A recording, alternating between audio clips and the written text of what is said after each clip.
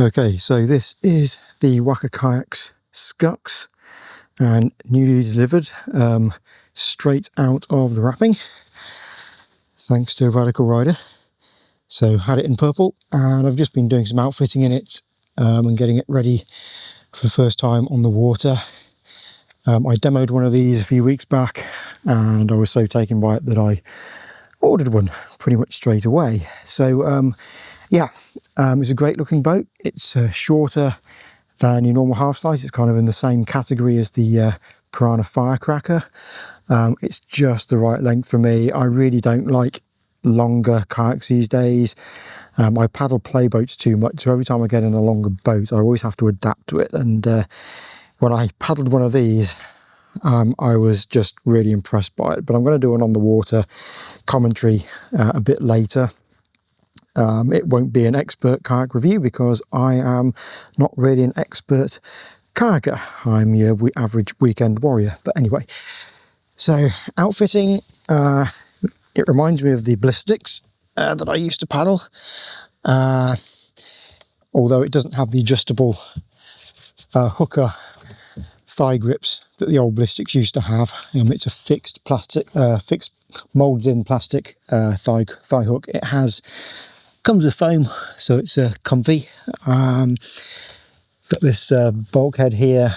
You can adjust the width of the footrest, but you can't adjust the height. So you might want to pack it back there with foam if you run any really hard stuff that might involve the risk of a pit on. You don't want your foot slipping in front of it. But it's easy to adjust, and you can fill the sideways space. Seems to work quite well.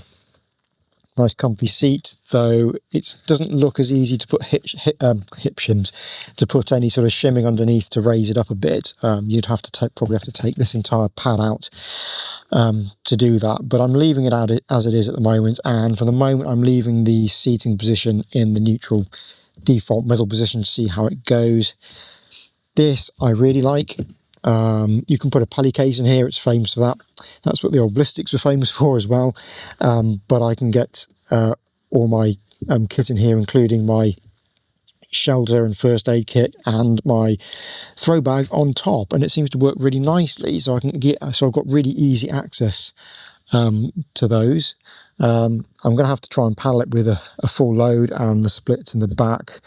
I haven't got that at the moment, but I will do so. But yeah, overall, it's a nice looking boat. You've got big grab handles here.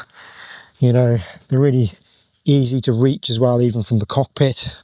You don't have the small safety bars here, but these are easy to reach on the front here as well. Nice and big, and easy to clip onto. What else? Let's take a look under here. Okay.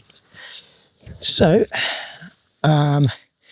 you've got this really, really defined rail here. It goes all the way along, right the way to the back. It looks really sharp, and when you see it, first of all, you might think it would be quite grabby and trippy. Actually, it's not. You see the way the whole curves around here. And also you've got a little bit of a curvature here, so it's not as it's not punishing as you might be minded to think. But what it does do is it makes this thing carve like crazy on a wave. You can really dig those rails in.